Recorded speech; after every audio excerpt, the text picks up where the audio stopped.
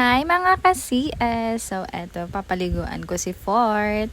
And this is my second time na paliguan siya. Yan ang paligo niya, may lemon.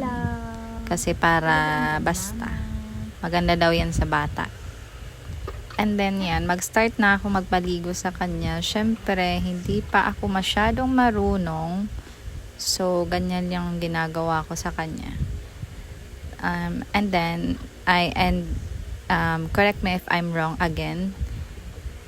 Ganyan pala dapat ang paligo niya after all these years. Wow! Years talaga. Kaya yan. And napaka-comfy ng pagpaligo ko sa kanya kasi ang ganda talaga ng nabili naming bathtub. Kasi may stand, hindi na ako yuyuko, lalo na sa mga ka-CS ko dyan na bawal pa masyadong gumalaw-galaw. Napaka-convenient talaga nito. I must recommend this sa mga ka-CS ko dyan, out there. And then, after that, maraming function yan eh. Gaya na lang ng standing yan. If tatanggalin mo na yung bathtub mismo, yung standing niya, pwede mo siyang maging mini sampayan ng mga damit ni baby. O diba? Madami siyang purpose. Tapos nagamit ko din yan sa ibang, basta sa next content ko na lang ipapakita. Kasi nagamit ko pa yung bathtub. Lalo na pag mag-isa ka lang, tapos ka-CS din kita, napakalaking tulong ng ganito. Kaya, check out nyo na yan mga ka-CS. Malapit na din naman ako matapos dyan magpaligo kay baby ko.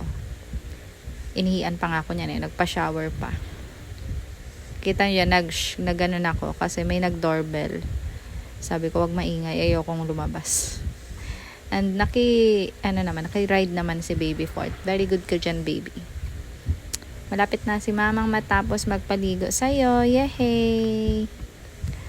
Ayoko na mag voice over. Basta, yan. Feeling ko professional na ako dyan. Pero second time ko pa lang naman yan. Yung first kasi, hindi ko na videohan kasi gahol na ako sa oras no. Nagmamadali kasi kami noon. Aalis kami. Ito, I have all the time. So, yan. Tsaka, feeling ko mas okay dito ang pagpaligo ko sa kanya kaysa nung first. Syempre, iba naman talaga pag first, diba?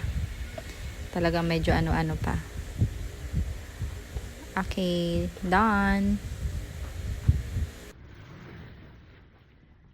And pagkatapos pala maligo, may sasabihin ka dyan sa baby mo na, Fort, alis na tayo, huwag ka dyan ng paiwan, parang ganon. Ayan na si Fort, fresh na, baby namin. Ito na yung sinasabi ko sa inyo guys, yung restoration, ang dali, lalo na may tubig pa yung palanggana, medyo mabigat pa.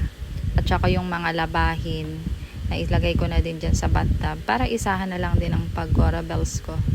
Diba? Napaka-convenient Hindi na ako magpapasan. Mag-aalsa yung ganun. Basta, thank you Lord talaga. That's all.